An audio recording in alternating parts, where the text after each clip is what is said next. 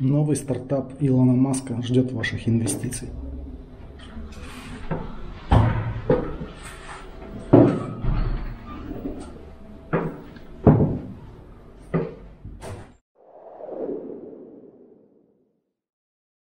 Привет, друзья! Сегодня поговорим о поликлинике. Да-да-да, именно о поликлинике. И что общего у Виталика со стоматологом и у Сергея с...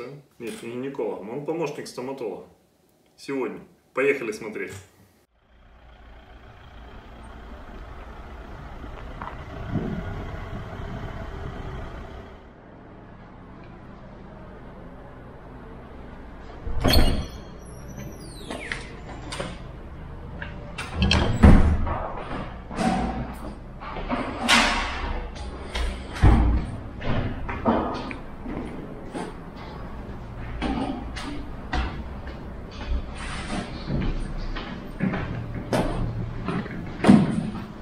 О, Віталік, привіт. Здорово. А ти якими судьбами тут? Буду дюрки свердлить.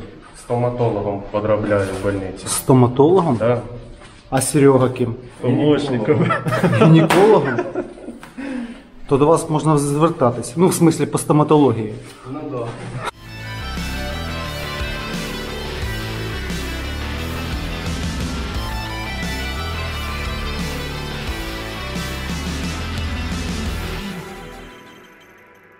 Ребят, что у нас общего с поликлиникой? Да все очень просто. Когда в поликлинике действующей нужно выполнить отверстие, и кто-то уже пытался, и у него что-то там не получилось, обычно в таких ситуациях зовут нас. И это нормально. Потому что не получиться у нас не может. Второй вопрос, хотим ли мы такую работу выполнять? Вот после строительных площадок не хотим, но иногда просят. Иногда готовы за это платить чуть больше, ну или значительно больше, чем на стройплощадках. И тогда мы соглашаемся эту работу выполнять. Почему мы не очень любим выполнять такую ответственную, с одной стороны, с другой стороны, чистовую работу? Ну, во-первых, ответственную работу мы выполняем каждый день, а вот чистовую не всегда. И перестраиваться, переключаться с выполнения чернового варианта работы на чистовой достаточно сложно.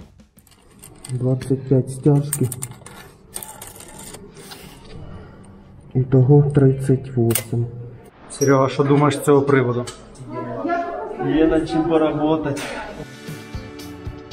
Не в том проблема, что нужно взять коллектор, пылесос. Нужно иногда вплоть до того, что даже стены клеить. А когда этим заниматься?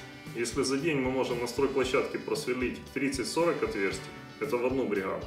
А если у нас там работает 3 бригады, мы можем выполнить 100 отверстий. А в поликлинике мы за день можем выполнить десяток, ну максимум 1,5 отверстия. В связи с этими всеми неудобствами. Вот смотри, как на этом объекте. Есть этажи, где лежит на полу плитка.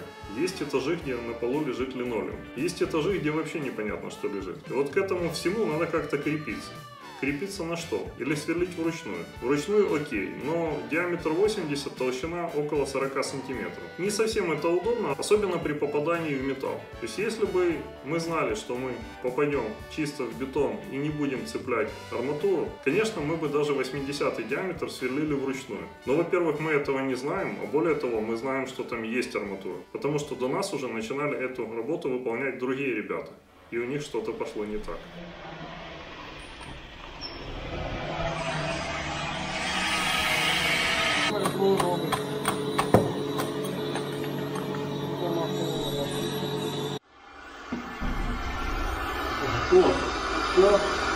Один полумесяц последний.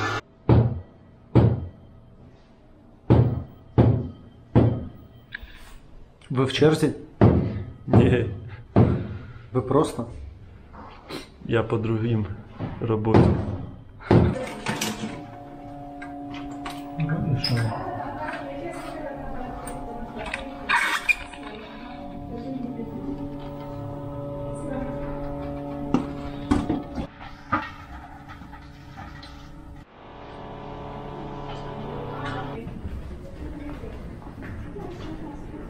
Вот интересно, как себя чувствуют наши ребята, когда они сверлят в таких условиях? Когда рядом ходят люди, когда рядом работают кабинеты, врачи, и должно быть максимально чисто и стерильно. Стерильность, конечно, мы не обеспечим, мы даже пытаться не будем. Мы об этом сразу заказчику говорим, что мы можем выполнить работу в условиях там 90 с чем-то процентов чистоты. Гораздо проще выполнить работу с 5% потери воды, которая бежит по стенам, чем пытаться обеспечить стопроцентность. Для обеспечения стопроцентности тогда нужно менять бюджет в разы. Бюджет я имею в виду сверление одного отверстия. Не всегда это заказчик понимает.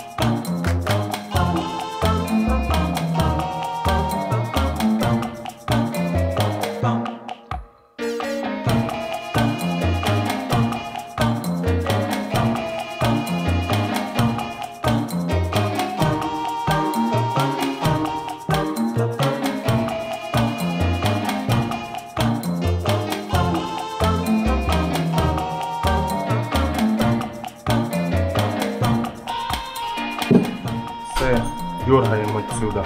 Це все, наконец-то. Задача была выполнить отверстие по 5 или 6 этажам. На некоторых этажах нужно было выполнить одно отверстие, на некоторых два. Это отверстие для слаботочки. Слаботочка это связано с противопожарной безопасностью. И вот ребята, которые занимаются этой противопожарной безопасностью, им нужны эти отверстия. Естественно, говорить о том, что мы не испытываем никаких трудностей технических с выполнением 80-го диаметра, я думаю, смысла нет, мы их не испытываем. Это не тот диаметр, который нас может повергнуть в шок, не то количество отверстий и не те условия.